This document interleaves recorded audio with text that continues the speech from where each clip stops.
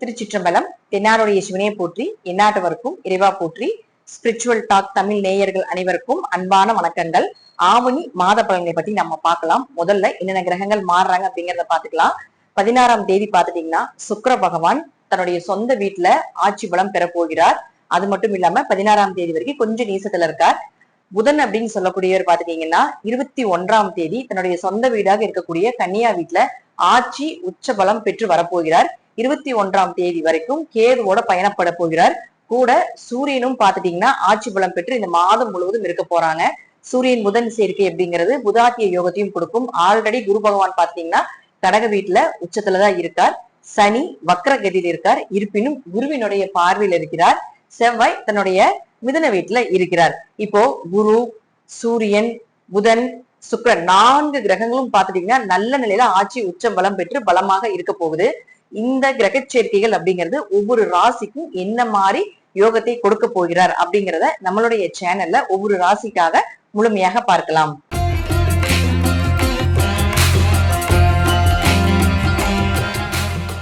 கன்னி ராசிக்கு உண்டான ஆகஸ்ட் மாத பலன்களை பத்தி பார்க்கலாம். கன்னி ராசி இயற்கையாகவே பாத்தீங்கன்னா குடும்பத்துக்காக தன்னுடைய உழைப்பையும் தன்னுடைய பாசத்தையும் முழுமையாக கொட்டிவிட்டு திரும்ப பெறுவதற்காக ஏங்கி கொண்டிருக்கக்கூடிய ஒரு ராசி அப்படின்னு பாத்துட்டீங்கன்னா கன்னி ராசி.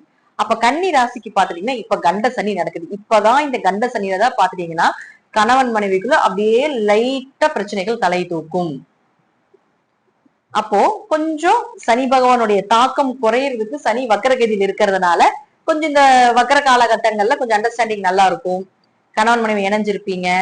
தப்புகள் ஏதாவது தெரியாம பண்ணியிருந்தாலும் கூட அதெல்லாம் மறந்துகிட்டு மீண்டும் சேர்ந்து வாழக்கூடிய அமைப்பு எல்லாமே கண்டிப்பாக சனி பகவான் கொடுப்பார். இப்ப என்னன்னா உங்களுடைய ராசி அதிபதியாக இருக்கக்கூடிய புதன் பகவான் ராசிக்கு 12ஆம் வீட்டுல 21ஆம் தேதி வரைக்கும், அதாவது 12ஆம் அதிபதியாக இருக்கக்கூடிய சூரியனோட இருக்கிறார். பிளஸ் கேதுனுடைய சேர்க்கை. சரி, என்ன நடக்கும் அப்படிங்கறத பாத்துக்கலாம். இப்போ ஒரு சின்ன ஒரு பர்சனலான ஒரு விஷயம் என்னன்னு பாத்தீங்கன்னா, நான் சொல்லியிருந்தேன் கண்டசனி காலகட்டங்கள்ல கணவன் மனைவி பிரிந்து வாழணும், கணவன் மனைவி சின்ன சின்ன அண்டர்ஸ்டாண்டிங் எல்லாம் பிரச்சனைகள் வரும் அப்படின்னு நம்ம சொல்லியிருந்தோம் இல்லையா. இப்போ இயற்கையாகவே சுபமான ஒரு பிரிவாக இருக்கக்கூடிய விஷயமாக இந்த மாசம் என்ன நடக்கும் அப்படின்னா, கன்னியா ராசிக்காரர்களுக்கு வெளிநாடு வெளியூர்ல வேலை வாய்ப்பு ரெடியா இருக்கு. ஏன்னா 6ஆம் இடம் தான் பாத்துட்டீங்கன்னா உங்களுக்கு சனி பகவான் வேலையை கொடுக்கக்கூடிய கிரகம் வக்கரத்துல இருக்காரு. வேலை இல்லாம இருக்கக்கூடிய கன்னியா ராசி அன்பர்களுக்கும் வெளிநாட்டுலதான் நான் வேலை செய்வேன் அல்லது வெளிநாட்டுல எனக்கு வேலை கிடைக்குமா அப்படின்னு ஏங்கிட்டு இருக்கக்கூடிய கன்னியா ராசி அன்பர்களுக்கும் 21ஆம் தேதி வரைக்கும் வெளிநாட்டில் வேலை தயாராக உள்ளது. அல்லது வெளிநாட்டில் நீங்க அப்ளிகேஷன் போட்டிருக்கீங்க, வேலைக்கு எதிர்பார்த்துட்டு இருக்கீங்க அப்படின்னா அந்த வேலை வாய்ப்புகள் எல்லாமே கிடைக்கிறதுக்கு அமைப்புகள் இந்த 21ஆம் தேதி வரைக்கும் இருக்குங்க. சோ வெளிநாடு பிராப்தங்கள், வெளிநாடு போறது, இம்போர்ட் எக்ஸ்போர்ட் பிசினஸ் பண்றது, நல்ல லாபங்கள் கிடைக்கிறது. அது மட்டும் இல்லாம பாத்துட்டீங்கன்னா கூடவே சூரியன் இருக்கிறதுனால அதுல ஒரு வளர்ச்சியை கொடுக்கறது. சூரியன்னா பாத்துட்டீங்கன்னா ஒளி, தவறுகள் எல்லாமே அவருக்கு செஞ்சா பிடிக்காதுங்க. தப்பு பண்ணா பிடிக்காது, மிஸ்டேக் எல்லாம் அவருக்கு பிடிக்காது. அப்ப நீங்க என்னெல்லாம் மிஸ்டேக் செஞ்சிருக்கீங்களோ அந்த மிஸ்டேக் எல்லாமே என்னன்னு பார்த்து கரெக்ட் பண்ணி கொடுக்கறதா சூரியன். சோ அது எல்லாமே நடக்குங்க இந்த மாசங்களுக்கு. கேதுவோடு இருக்கிறதுனால கொஞ்சம் ஞானத்தை இன்னும் அதிகப்படுத்துவார். எப்பவுமே ராசி அதிபதி கேதுவோடு இருக்கனால ஒரு மனவிரக்தி வரும்னு அர்த்தம். ஃபர்ஸ்ட் அது ஸ்டார்டிங் அப்படிதான் வரும். மனவிரக்தி இருக்கும், குழப்பங்கள் இருக்கும், ஏண்டா பிறந்தோம், இதுக்குதான் நமக்கு இந்த வாழ்க்கை அப்படிங்கறது எல்லாமே இதுவும் இந்த கேது செய்யற வேலை, சனி பகவானும் கேது செய்யற வேலை. ஆனா இந்த கேதுனுடைய உச்சநிலை எப்படி தெரியுங்களா போகும், இது கூட இல்லாம ஒரு மனிதரோட வாழ்க்கை இருக்குமா, இதெல்லாம் கடந்துதானே நம்ம போகணும் அப்படின்னு பார்த்து அதெல்லாம் சரி பண்றதுதான் இந்த கேதுனுடைய வேலை. சோ அதனாலதான் கேதுக்கு கண்டுபிடிக்கக்கூடிய குணம் ரொம்ப ஜாஸ்தி. மனசாட்சிக்கு கட்டுப்பட்டவர்னு அர்த்தம் கேது. ராகுக்கு மனசாட்சியே கிடையாது, கேது மனசாட்சிக்கு கட்டுப்பட்டவர் அப்படின்னு அர்த்தம். சோ அதை பார்த்து ரெடி பண்ணி என்னென்ன பிரச்சனையோ அதெல்லாமே ரிலீஃப் பண்ணி உங்களை ஒரு நல்ல மனிதராக மாற்றி அமைக்கக்கூடிய இந்த வல்லமை பொருந்திய சக்தி யாருக்கு இருக்குதுன்னா இந்த கேதுவுக்கு தான் இருக்குது. அது 21ஆம் தேதி வரைக்கும் தான். அந்த 21ஆம் தேதிக்கு மேல பாத்தீங்கன்னா ஒரு ராசிக்குள்ளேயே புதன் வந்துருவார், ஆட்சி உச்ச பலம் பெற்று வந்துருவார். அப்ப இந்த கேதுனுடைய எல்லா ஞானத்தையும் இந்த புதன் வாங்கி கொண்டு தன்னுடைய சொந்த வீட்டுல ஆட்சி உச்ச பலம் பெற்று நான் தான் இங்க ராஜா, எனக்கு தெரியாத விஷயமே எதுவுமே கிடையாது. ஏன்னா இந்த புதன் இங்க வர்றதுக்கு இன்னும் 12 மாசம், 1 வருஷம் ஆகும். அப்ப இந்த மாசம் நீங்க எப்படி யூஸ் பண்ணீங்க, தொழில் வளர்ச்சிக்கு யூஸ் பண்ணிக்கணும். ஒரு பக்கம் போறீங்க, ஒரு புகழடையக்கூடிய சூழ்நிலைகள் வருதுன்னா அந்த டைம்ல நீங்க போயிட்டு வந்துடணும். சோ பெயர், புகழ், மதிப்பு எல்லாமே கிடைக்கக்கூடிய ஒரு காலகட்டங்கள். உயர்ந்த அந்தஸ்து கிடைக்கும். நல்ல தொழில் வளர்ச்சி, சொந்தமா தொழில் பண்ணக்கூடிய ஒரு அமைப்பு, இதெல்லாம் நிச்சயமாக இந்த புதன் 21ஆம் தேதிக்கு மேல ஏற்படுத்தி கொடுப்பார். உங்க ஜாதகத்துல சூரியன் கேது, சூரியன் ராகு சேர்க்கை இருக்குதான்னு பாருங்க. அப்படி எல்லாம் இருந்துருச்சுன்னா இது வந்து பித்திரு தோஷத்தினோட உச்ச நிலைன்னு சொல்லுவோம். சோ இந்த அமைப்பு இருந்தா கண்டிப்பா இந்த மாசம் போய் நீங்க திதி தர்ப்பணம் கொடுக்கணும். ஏன்னா இந்த அமைப்பு இனி வர்றதுக்கு அதாவது ஆட்சி பலம் பெற்று சூரியனோட கேது சேர்றது இன்னும் 18 வருஷம் ஆகும். வருஷம் வருஷம் சூரியனோட கேது ராகுகள் சேரும். ஆனா ஆட்சி பலம் பெற்ற சூரியனோட சேர்றதுக்கு இன்னும் எவ்வளவு வருஷம் ஆகும்? 18 வருஷம் ஆகும். சோ இந்த மாசம் நீங்க போய் உங்க ஜாதத்துல சூரியன் கேது, சூரியன் ராகு இருக்குதுன்னா திதி தர்ப்பணம் கொடுத்துக்குவாங்க. இது இன்னொருத்தர் எல்லாம் நிறைய சொல்லக்கூடிய விஷயம் என்னன்னா, 12ஆம் இடம் அப்படிங்கிறது தீர்த்த யாத்திரை. சூரியன் தாங்க காசியை குறிக்கக்கூடிய ஒரு இடம். சோ யாராவது தீர்த்த யாத்திரை காசி போலான் இருக்கீங்க, கயா போலான் இருக்கீங்க, கயால வந்து உங்களுக்கு பெருமாளுடைய பாதம் இருக்கக்கூடிய ஸ்தலம், அங்க போய் திதி கொடுக்கலான் இருக்கிறீங்க, இதெல்லாம் பண்ணலாம்னு நினைச்சிட்டு இருக்கிறீங்கன்னா இந்த மாசம் பயன்படுத்திக்கோங்க. கண்டிப்பாக எத்தனை வருஷம் நீங்க திதி கொடுக்காம இருந்தாலும் இந்த மாசம் நீங்க போய் கூடிய திதி தர்ப்பணத்தை உங்க முன்னோர்கள் ஏற்றுக்கொள்வார்கள். அது பாத்தீங்க இந்த மாதிரி பெரிய பெரிய ஸ்தலத்துக்கு போறது, அதே போல காசி ராமேஸ்வரம் போறது, இப்படிலாம் நம்ம சொல்லுவோம் இல்லைங்களா, போய் அங்க போய் கொடுக்கணும், அதுக்கு ஒரு தடவை போயிட்டு தான் எங்களுக்கு நல்லா வளர்ச்சியா இருக்கிற மாதிரி மனசு தோணுது அப்படின்லாம் சொல்லிட்டு இருப்போம் இல்லையா. அது எல்லாமே நீங்க இந்த மாதத்துல ட்ரை பண்ணுங்க, கண்டிப்பா கிடைக்கும். சோ இப்ப செய்யக்கூடியதும் உங்களுடைய லைஃப்ல பெரிய வளர்ச்சியை கொடுக்கக்கூடிய அமைப்பை நிச்சயமாக ஏற்படுத்தி கொடுப்பார். அடுத்து 2 மற்றும் 9ஆம் அதிபதியாக இருக்கக்கூடிய சுக்கிரன் ஒரு 16ஆம் தேதி வரைக்கும் உங்க ராசிக்குள்ள நீச்சத்துல இருக்கார். பொதுவா ராசிக்குள்ள ஒரு நீச்ச கிரகம் இருக்கிறது அப்படிங்கிறது கொஞ்சம் எந்த விஷயங்கள் செய்தாலும் ஒரு முறைக்கு பல முறை யோசிச்சு செய்யுங்க அப்படிங்கறது சொல்றதா.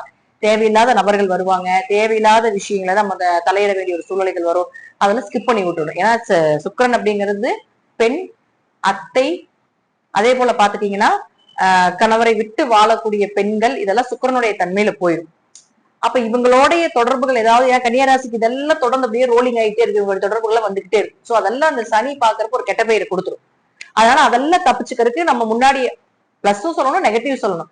அதனால இதெல்லாம் வரும், முன்னெச்சரிக்கையா இருந்து அதை ரெடி பண்ணிக்கோங்க. அப்ப 16ஆம் தேதிக்கும் இந்த தொல்லையெல்லாம் இருக்காது. 2ஆம் அதிபதி 2ஆம் வீட்டுக்கே வந்துருவாரு.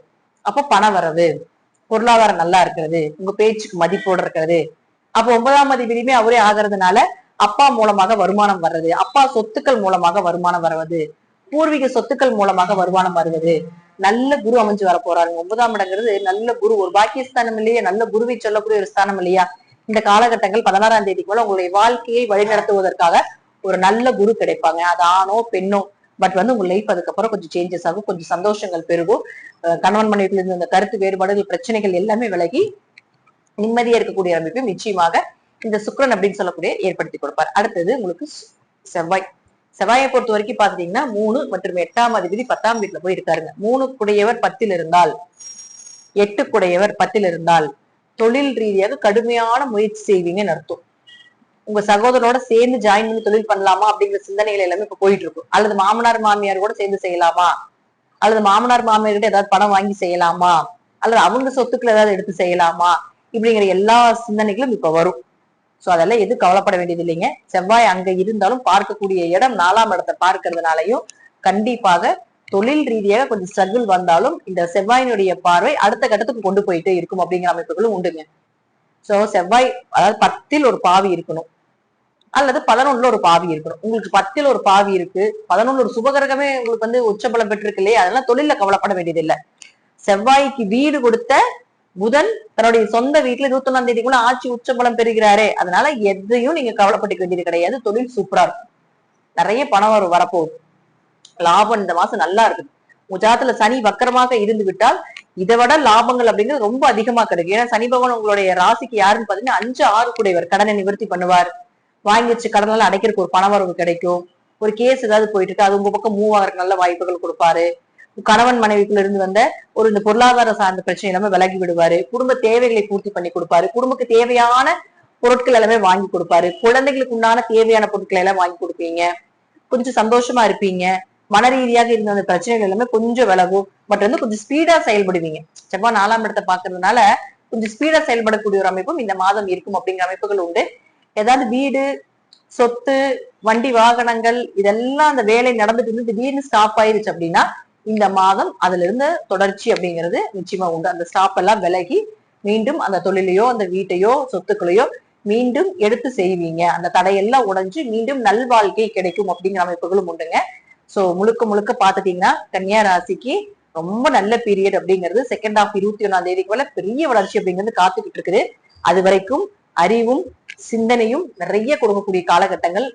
கேதவின இன்ட்யூஷன் பவர், நிறைய இன்ட்யூஷன் கிடைக்குங்க உங்களுக்கு, நிறைய பிரபஞ்ச சக்தி கிடைக்கும், யோகா கிளாஸ் போறதுக்கு வாய்ப்புகள் கிடைக்கும், உடம்ப நல்லா பாத்துக்கிறதுக்கான வாய்ப்புகள் கிடைக்கும், எக்ஸசைஸ் பண்ணுவீங்க, ஜிம்முக்கு போறதுக்குண்டான வாய்ப்புகள், இதெல்லாம் கன்னியா ராசிக்கு இந்த மாசம் கிரகங்கள் ஏற்படுத்தி கொடுப்பாங்க. சோ பயன்படுத்திக் கொள்ளுங்கள் கன்னி ராசி அன்பர்களே. சரி, என்ன வழிபாடுகள் பண்ணலாங்க அப்படின்னா, ஃபர்ஸ்ட் நான் சொன்னதுதான், கண்டிப்பா ஏதாவது ஒரு தீர்த்த யாத்திரை வந்துச்சுன்னா உடனே கிளம்பி ஓடிடுங்க, போய் ஃபர்ஸ்ட் அந்த பரிகாரத்தை பண்ணிட்டு வர்றது ரொம்ப விசேஷம். அடுத்தது பாத்துட்டீங்கன்னா மதுரை மீனாட்சி அம்மனுடைய வழிபாடு ரொம்ப விசேஷங்க. சோ ஒரு முறை போய் பார்த்துட்டு வாங்க. மதுரை மீனாட்சி அம்மனுக்கு பட்டு, பச்சை பட்டு வாங்கி கொடுத்து வழிபாடு பண்ணிட்டு வாங்க, இது ரொம்ப விசேஷம். அல்லது அங்க போக முடியாத சூழ்நிலைகள் இருக்கு அப்படின்னா உங்க வீட்டுக்கு அருகில் இருக்கக்கூடிய ஏதாவது ஒரு காமாட்சி மீனாட்சின்னு சொல்லக்கூடிய பக்கத்துல சாந்தமாக இருக்கக்கூடிய அம்மனுடைய ஸ்தலத்துல போய் பச்சை பட்டு வாங்கி கொடுத்து வழிபாடு பண்ணிட்டு வரும்பொழுது தொழில அபரிவிதமான வளர்ச்சி நிச்சயமாக காண்பீர்கள் அப்படிங்கறதுல எந்த மாற்றுக்கத்துக்கு இடமே கிடையாதுங்க. இது எல்லாமே உங்க ஜாதக ரீதியாகவும் தசாபுத்திகள் ரீதியாகவும் நான் சொல்லக்கூடிய கருத்துக்களும் பலன்களும் சிறிது மாறுபடலாம். நன்றி. மீண்டும் ஒரு நல்ல பதிவில் சந்திக்கலாம். திருச்சிற்றம்பலம், தில்லையம்பலம், நரசிம்ம தடிகளை சரணம்.